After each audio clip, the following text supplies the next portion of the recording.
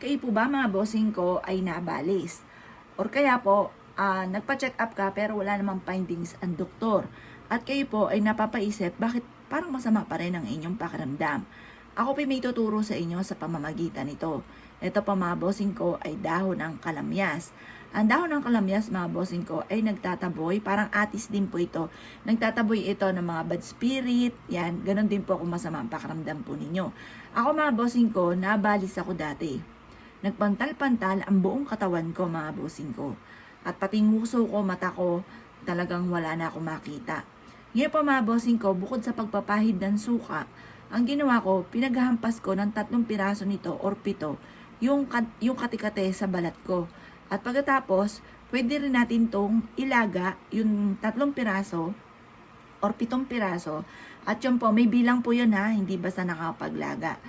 At pagkatapos mga bossing, huwag niyong tatakluban kapag nilaga po ninyo. Hayaan niyo po siyang naka-open hanggang sa kumulo. At pwede niyo po itong ihalo sa 1 timbang tubig, dapat ay maligamgam ang inyo pong ipampaligo, kanawin ang inyo pong balat, yung pinagpakuloan po ng ating kalamyas, kung kaya na ng inyo pong balat. At pagkatapos mga bossing ko, ipaligo niyo po ito. Proven po ito na napakaswerte mga bossing. At kayo po kung ano man yung sama ng inyong panlasa, pakaramdam ninyo, makakatulong po ito para kayo po ay gumaling sa inyo pong nararamdaman. Effective po ito kasi naranasan ko nga po yun na nagpantal-pantal ang buong katawan. Naligo lang po ako nito, naghampas-hampas ako sa braso ko. Yung mga ganyan mga bossing, ganyan-ganyan ang gagawin po ninyo.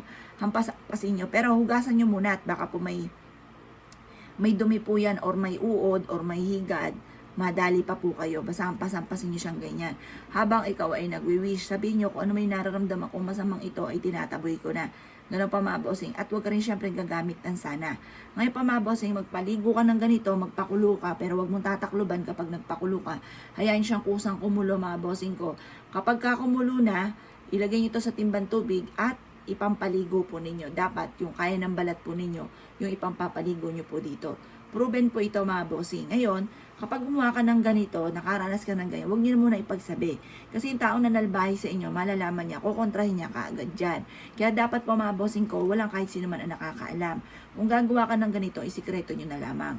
Para hindi makontra, para mabilis kang gumaling. At mainam, meron kang atis or kaya po yung kalamyas sa gilid ng inyong tahanan kasi ayaw ng mga bad spirit ng amoy ng atis at ganoon din po ng kalamyas mga bossing. Kaya dapat meron ka sa gilid lang po yan ng inyong tahanan hindi pwede sa harapan. Sa gilid ng inyong tahanan. Huwag ka magpapawala sa bakuran ninyo ng atis at saka ng kalamyas. Proven po yan mga bossing ko na nagtataboy ng bad spirit.